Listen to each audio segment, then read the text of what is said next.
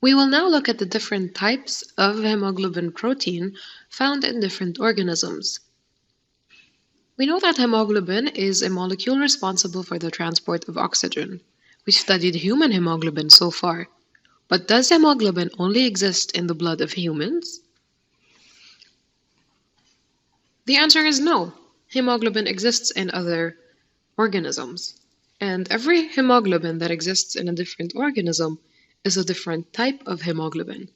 For example, look here at the dissociation curves of human hemoglobin and llama hemoglobin.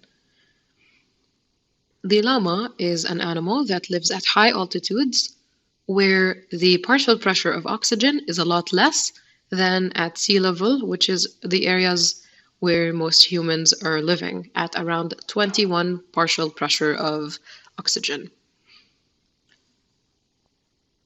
So, the dissociation curve of the llama hemoglobin is more to the left at all times than the dissociation curve of the human hemoglobin. Do you know what this means? This means that the hemoglobin of the llama has higher oxygen affinity than the hemoglobin of the human. Why do you think that is? A hint is that it's related to the partial pressure of oxygen. So think about this. Why does the llama hemoglobin have a higher affinity for oxygen than the human hemoglobin? And we know that the llama lives at a lower partial pressure of oxygen than humans. The answer is that there's just less oxygen available in the environment of the llama than there is in the environment of the human. So, the hemoglobin of the llama needs to get all of this oxygen to saturate itself as much as possible in order to have efficient gas exchange. Let's look at a different organism, which is the lugworm. The lugworm lives at 4 kilopascals of oxygen. That's an even lower partial pressure than the llama.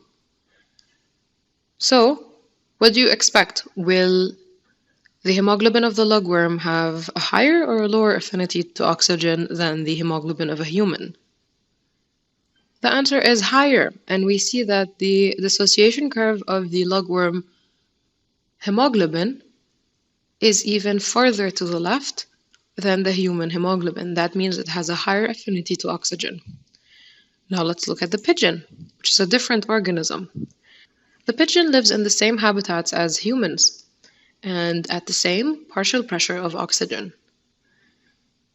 Now the pigeon dissociation curve for hemoglobin is to the right of the human. What does this mean?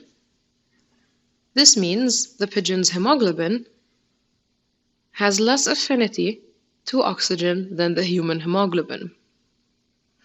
Let's look at a human fetus. The human fetus lives inside the womb of the mother.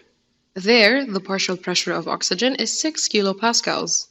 That's a lot less than the mother's partial pressure of oxygen.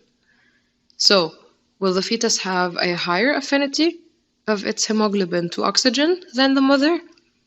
The answer is yes, and this is shown in the graph whereby the fetus hemoglobin dissociation curve is to the left of the adult humans. And finally, the mouse.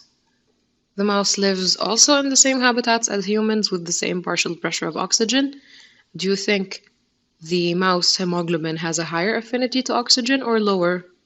Look at the dissociation curve. The answer is lower. So these are different types of hemoglobin and their different affinities to oxygen that result from the partial pressure of oxygen found in the atmosphere.